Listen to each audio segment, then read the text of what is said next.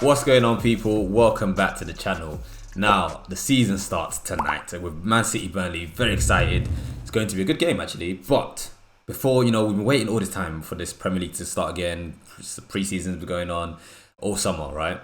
But before we start, I want to give my predictions. I want to go through who's going to win the Prem, who's going to get relegated from the Prem, the top 8, who's going to be top scorer actually as well, and then also I'm going to give my predictions on who's going to win the cups that United are going to be in. So that's Champions League, the League Cup, and the FA Cup. Right? I'm not going to bother with the Europa League or Europa Conference League.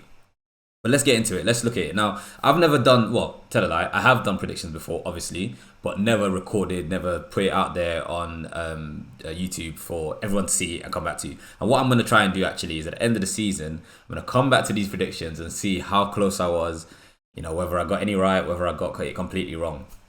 And just the precursor, right, just to start off and let you know, I actually think, or I would like to predict rather, that United are going to win the quadruple, right? We're going to win the Champions League, we're going to win the Premier League, we're going to win the EFL, and we're going to win the FA Cup. But let me be a bit sensible, right? That's a bit reckless, shout out to KG and them, man. It's a bit reckless.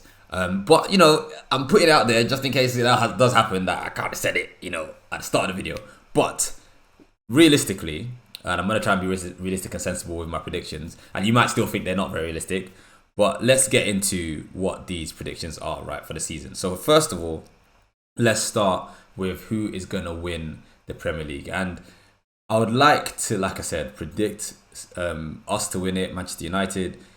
But I don't think we're going to quite have enough yet. I think we're going to probably fall short. Even predicting second is probably be a bit optimistic. But I'm gonna put us second. So that means I unfortunately think it's weirdly either going to be Man City or Arsenal, even though I've put our second, but hear me out. I think Man City will probably win it, and I don't want to predict them because that means they would have done 4 in a row, and that is just shocking. That is embarrassing. So I'm actually hoping I'm completely wrong, and either obviously we win it, or not that I'm hoping Arsenal win it, but somebody else, maybe Liverpool or Arsenal, come up and do it. But preferably, obviously, we win it. But I think it'll probably most likely be Manchester City. And then, just to give the rest of my top 8 then, I have already said I'm putting us in second this season. The reason is being I want us to progress from last season, finish third. I want us to get a higher points total this year. I can't remember what finished last season now actually. But I want us to get, can we get into that 90 points bracket? Who knows? But I'll say we can get second place.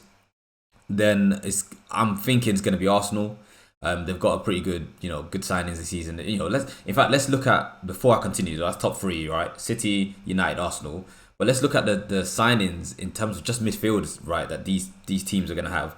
Arsenal obviously will potentially have a Rice midfield, Partey and Odegaard. Obviously they've got Havertz, but forget that. Then our midfield is looking kind of nice, right? Casemiro, Mount, and Bruno. Then you're looking at Liverpool now as well. Potentially getting Caicedo. They would have Caicedo, the Szoboszlai guy, and who else is in the midfield? McAllister, who they've also just signed as well. And then obviously Newcastle, you're thinking about Tonali, Bruno Guimaraes, Joe Linton. Chelsea midfield, not so much. Enzo Fernandez, I think they've got. Who else is in their midfield? They recently signed Tyler Adams, and I can't remember who their third midfielder is. Probably I can't remember. But either way, you're looking at it. Conor Gallagher. Looking at these teams, right? They've got really solid midfields, and I think that goes a long way to winning lots of games. But anyway, back to my top 8, right? City winning, us second, Arsenal third. Now Liverpool, Chelsea. I think Chelsea will have it easier this season because they don't have any European football. But I just think Liverpool might edge them out a little bit, and Liverpool finish 4th. Then that means I think Chelsea will finish 5th. Then we're looking at 6th, 7th, and 8th. Newcastle are going to struggle a little bit this season, I think, because they've got Champions League football. But I still think they should be able to get into, did I say 6th? Yeah. 7th, I think, will be Spurs. Without Harry Kane, they're going to struggle. I rate their new manager a little bit, but I don't really think, I don't think they're going to break the top 4 anyway, let's put it that way. I could be completely wrong, of course. And then I think Villa will finish 8th. That means I've left Brighton out of the top 8. And I'm looking at it thinking, they're about to lose Caicedo potentially. They've lost McAllister. They brought in, I think they brought in João Pedro, who from Watford, who might do well, who knows. But I just don't think they're gonna have enough to finish in the top in the same areas they finished last season, especially because they've got European football as well this season. Arsenal, I think, going back, will struggle under the pressure this season of their fans. Their fans believe they can win everything all the time, and I think they will be under pressure. They're a good team. Don't get it twisted. They're a good team, but I just don't think they'll have enough. I do hope City don't win the league though. I'm not gonna lie. I don't want them to win 4 in a row. So that's my top 8, right? But before I do top scorer, let's do relegations. Yeah. So 3 teams for relegation. First and foremost, I'm gonna just put it out there, and you're gonna see my preview for the Wolves game very soon. But I think Wolves are getting relegated. I don't see how they're staying up. Fair enough, they just brought in Gary O'Neill, but they've lost their manager at the start of the season. They've lost some big players. Like I said, I'll get into it properly in the Wolves preview, but I think Wolves will get relegated. Then you probably want to think some of the newly promoted teams. So maybe Sheffield United, maybe Luton, maybe Burnley. But I actually think I don't want to say Luton will get relegated because I feel like it's an easy pick. And I think Burnley might struggle because they're going to want to play a certain type of football. And they might get found out. Swansea tried to do it previously. I think Norwich tried to do it under Daniel Farke as well. So, okay, like going toe to toe with Premier League teams and then just get found out. But I think they, hopefully for company's sake, I think they will probably stay up. So I'm gonna go for the easy pick. So I've gone for Wolves. I'll go for Luton, and I think I'll go for Sheffield United as well. They haven't made many signings. The squad might not be strong enough for the league. Those 3 will probably go down. So let's get into top scorer. Now, I mentioned already, but it looks like Harry Kane's already leaving, right? He's going to Bayern Munich, which is a shame because I wanted him at United.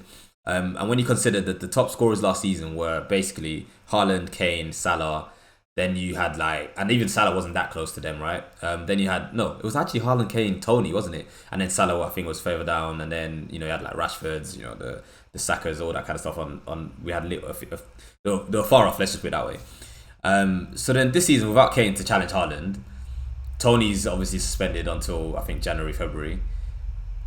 I don't really see anybody else other than maybe Salah getting close to Haaland. So, and, maybe Rashford will get close, maybe, dare I say, Højlund, hopefully.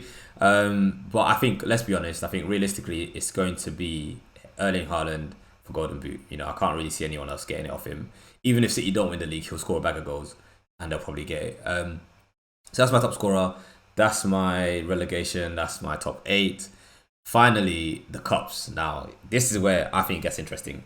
So, Carabao Cup, we're the current old holders of the Carabao Cup. It would be nice to retain it, light cup.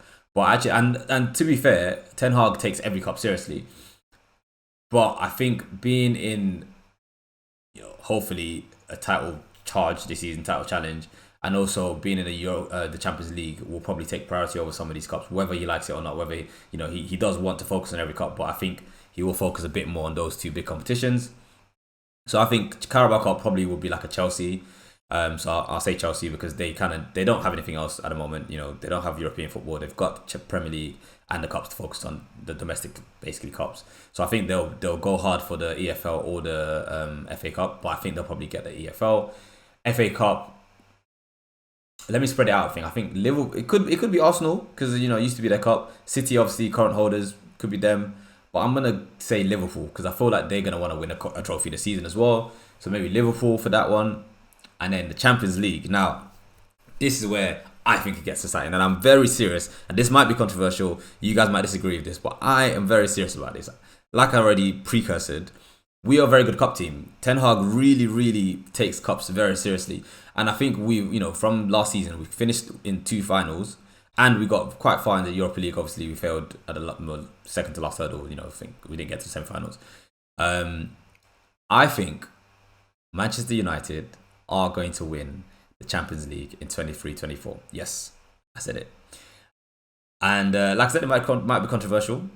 But those are my predictions. So let's see where we are at the end of the season. I'll come back to this, like I said, and I'll see how I did. It could be completely, rubbish, or could have got them all right.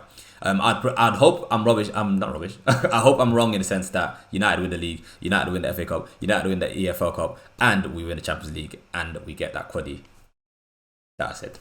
Anyway, those are my predictions. Thank you for watching as always. Let me know what you think the predictions for this season are going to be. You know, who's going to win the Champions League, who's going to United, who's going to win the different cups, and who is going to win the Premier League. I don't think anyone's going to disagree that Haaland is going to be the top scorer, but let me know if you do. Drop a like on the video, subscribe to the channel, and see you on the next one. Come on, United.